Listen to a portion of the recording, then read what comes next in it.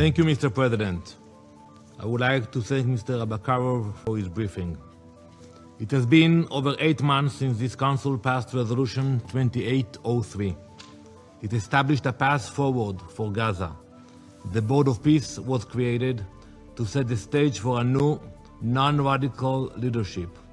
Countries have contributed to the International Stabilization Force.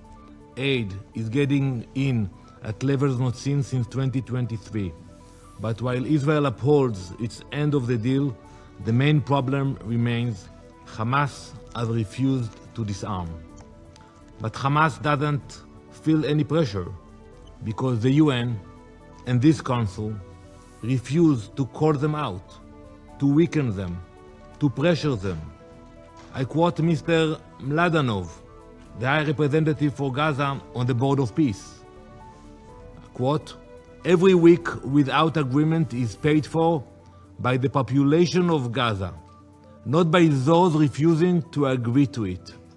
While this Council has failed to pressure Hamas to accept the Board of Peace roadmap, the people of Gaza suffer. And not only that, this Council still refuses to designate Hamas as a terrorist organization." This month we saw these problems in practice. The UN released a statement. It implied Hamas stormed a food distribution plant in Jabalia and that they assaulted 2 truck drivers at a World Food Program warehouse. The statement described, and I quote, "an increasingly dangerous pattern of intimidation, violence, and obstruction." Good morning, United Nations. This is what we have been telling you for years. But this statement, it was missing something. The statement mentions, quote, "armed personnel."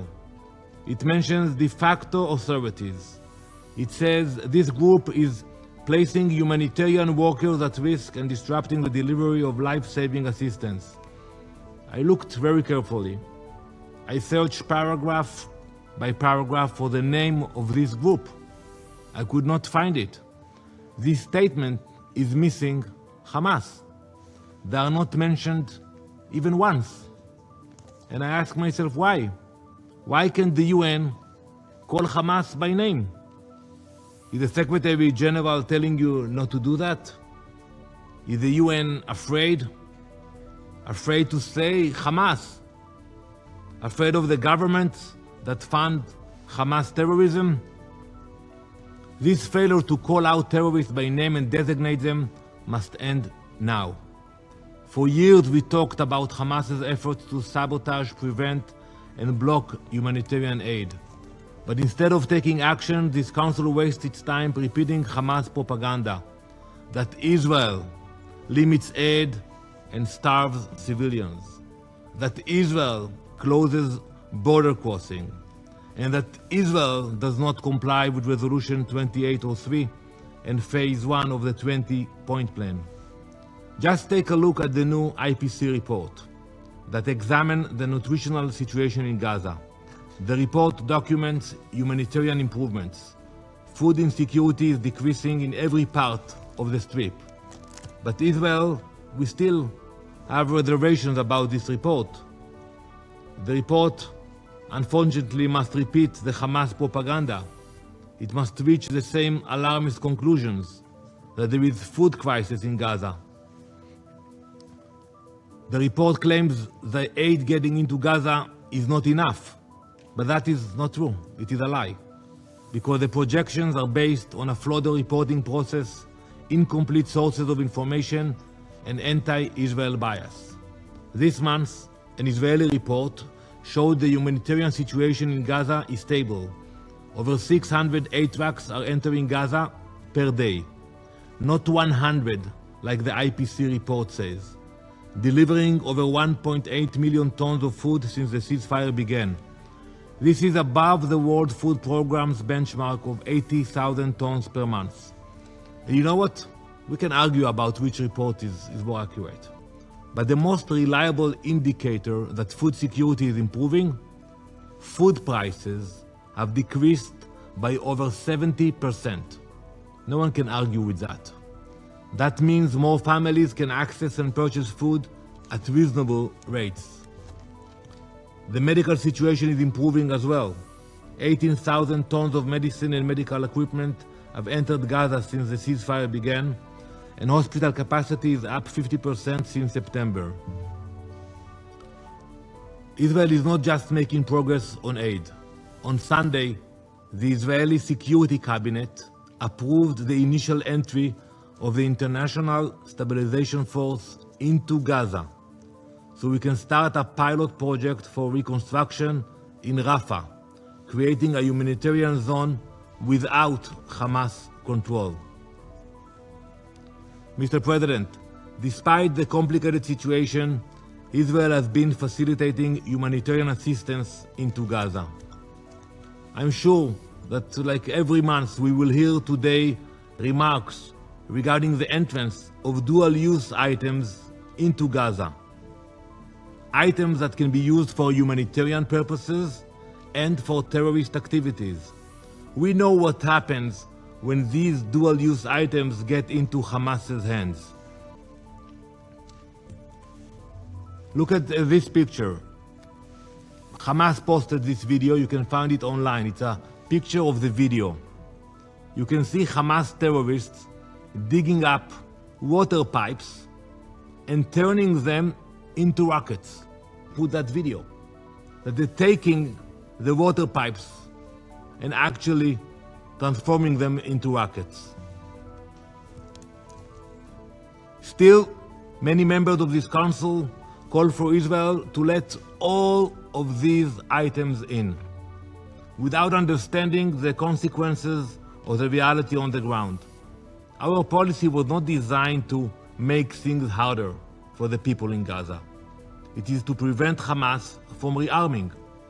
We work with the UN, with NGOs to find alternatives, and we make exceptions when necessary. But as long as Hamas is in Gaza, there will be restrictions. Let's admit it. With Hamas in power, there is no future for Gaza. I now speak directly to Hamas. The ball is in your court. Either you disarm, either you give up power voluntarily, or Israel will do what is necessary.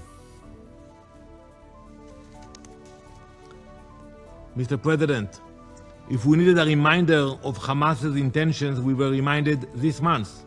Hamas elected a new leader, Khalil al-Haya, as its next chairman. They elected one of the architects of October 7th as its new leader.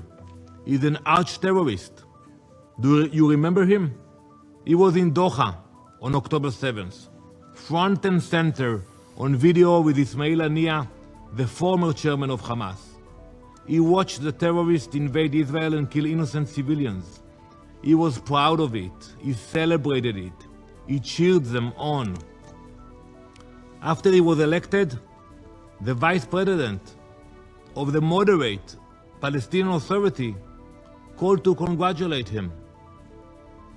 And look what happened on Friday. A terrorist in Samaria killed 2 Israelis and injured 3 more. They murdered Bnayahu Melet, a 32-year-old agriculture director, and they murdered Major Yuval Ezra, a 27-year-old IDF commander. Hamas not only praised the attack, they called for more violence.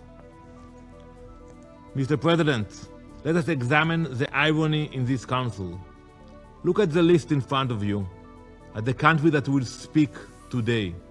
Some of these countries are hosting Hamas as we speak, both their military and political leadership. They are facilitating their banking infrastructure, and they are giving them the oxygen they need to survive. Today they will come here, will sit here, and they will call for a new future for Gaza. But at the same time, they embolden the terrorist organization that holds the people of Gaza hostage. So maybe you should ask them, when the representatives of Turkey will sit here later today, or Qatar, ask them if they allow Hamas banking to function in their countries. if they allow transfers to different banks in the world, before they tell us what should happen in Gaza. Mr. President, while Israel is fighting terrorism at home, New York is becoming the latest battlefield. Last week, Mayor Mamdani accused our Prime Minister of being a war criminal and accused our nation of committing genocide. Hours later, a Jewish man walked out of his synagogue on the Upper West Side. He was stabbed by a radical who yelled, "Allahu Akbar." When the mayor of New York City uses his microphone to demonize Israel, terrorists with weapons get the message. Some attack with guns, some attack with screwdrivers, some attack with lies. It is all the same because it all leads to the same result: violence against Jews. Mr. President, Israel understands the challenges of a democracy fighting against terrorism. Israel knows what we have to do if Hamas will not disarm. The question is, what will you do? This council should also take action. You should designate Hamas as a terrorist organization, and you should sanction Hamas so they cannot fund their crimes.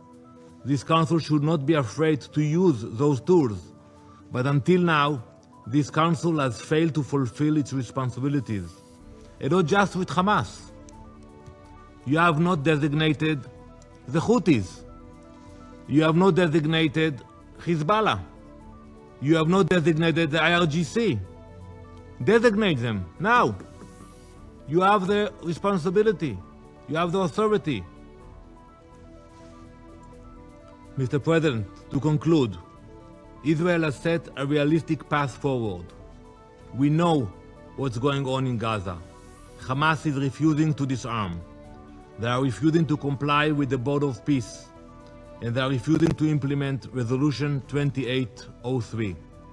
Hamas continues to choose smuggling over aid, violence over progress, and terror over peace. But now Hamas has lost the chance to choose, because they have shown the world that they don't want to change. Israel will ensure that Hamas will be disarmed. Israel will not wait forever. We understand that if we do not disarm Hamas, no one else will. It is our responsibility to ensure that Hamas can never again threaten the people of Israel, and we will fulfill that responsibility. Now this council has its work cut out for itself. It is time for action. Designate Hamas, sanction Hamas, and prevent Hamas terrorism once and for all. Thank you. Je remercie. I thank the representative.